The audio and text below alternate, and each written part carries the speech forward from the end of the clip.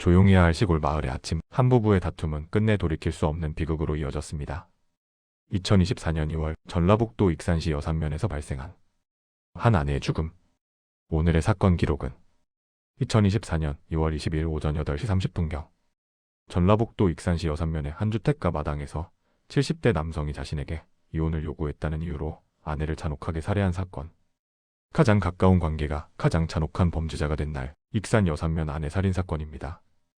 본 내용은 실제 사건을 바탕으로 하여 현재까지 밝혀진 사실을 중심으로 작성되었습니다. 다소 자극적인 내용을 포함하고 있으므로 노약자 및 침약하신 분들은 시청에 유의하여 주시기 바랍니다. 지금부터 그날의 사건 기록 함께 보시겠습니다. 70대 남성 A씨와 60대 여성 B씨는 2000년 2월경 재혼한 부부 사이였습니다. 그러나 결혼 이후부터 시작된 남편 A씨의 의처증으로 인해 둘 사이에는 다툼이 잦았습니다. 과거 전처의 외도와 도박으로 이혼을 한 경험으로 인해 A씨는 별다른 이유 없이 B씨의 외도를 의심하였습니다.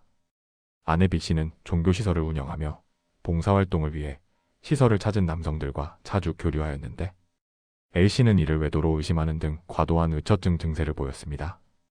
이 같은 증세는 아내가 지인인 남성 C씨와 전화통화를 하는 모습을 본 뒤로 더욱 심해졌습니다. 2022년경 파킨슨병 진단을 받게 된 A씨는 이후 아내 B씨로부터 이혼 요구까지 받았습니다.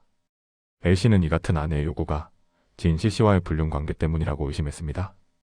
2024년 2월 20일 오전 8시 30분경 전라북도 익산시 여산면의 자택에서 아내 B씨의 외도를 의심하던 A씨로 인해 또다시 말다툼이 벌어졌고 못 살겠다. 이혼하자는 아내의 말에 격분한 A씨는 주방 싱크대 옆에 있던 식칼을 들고 와 B씨에게 휘둘렀습니다. A씨는 자신을 피해 마당으로 도망친 아내 B씨를 쫓아가 머리채를 잡고 얼굴 부위를 5회가량 찔렀습니다. 또 흉기에 찔린 상태에서 재차 도망치는 아내를 마당에 있던 벽돌과 쇠파이프 등으로 20여 차례 때렸습니다. A씨의 잔인한 행동은 여기에서 그치지 않았습니다. 그는 마당에 쓰러져 의식을 잃은 채 움직이지 못하는 아내를 확인 사살하듯 또 다시 흉기로 수차례 찌르고 둔기로 폭행한 것으로 드러났습니다.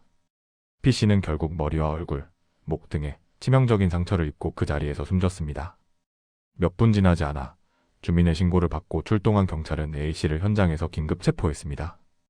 A씨는 범행을 자백하였으며 평소 아내와 사이가 좋지 않았던 데다 아내가 외도하는 것 같아 격분에 다투다 싸운 것이라고 진술하였습니다. 2024년 2월 26일 익산경찰서는 살인 혐의로 A씨 당시 74세를 검찰에 구속 송치했습니다. 2024년 3월 18일 전주지검 군산지청은 이혼을 요구하는 아내를 흉기로 찔러 살해한 혐의로 A씨 당시 74세를 구속 기소했습니다.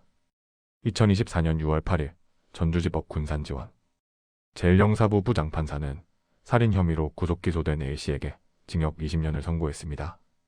재판부는 피고인은 흉기와 둔기를 바꿔가며 아내를 무자비하게 공격한 것도 모자라 흉기를 빼앗아 도망가면서까지 적극적으로 저항한 피해자를 쫓아가 살해했다며 피해자가 극심한 공포 속에서 형언하기 어려운 고통을 겪다가 생을 마감했을 것으로 보이고 범행 방법이 매우 잔혹한 점을 감안할 때 엄중 처벌이 마땅하나 피고인이 범행을 인정하고 벌금형 이상의 처벌을 받은 적이 없는 점 등을 고려해 형을 정했다고 판시했습니다.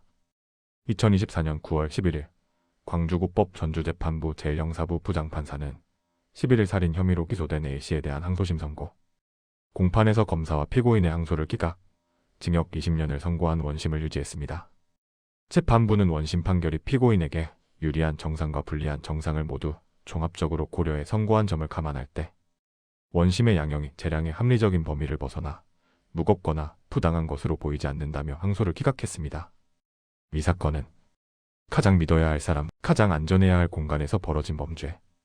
익산 여산면 아내 살인 사건은 가정폭력이 결코 사적인 문제가 아니라는 사실을 다시 한번 우리에게 경고하고 있습니다.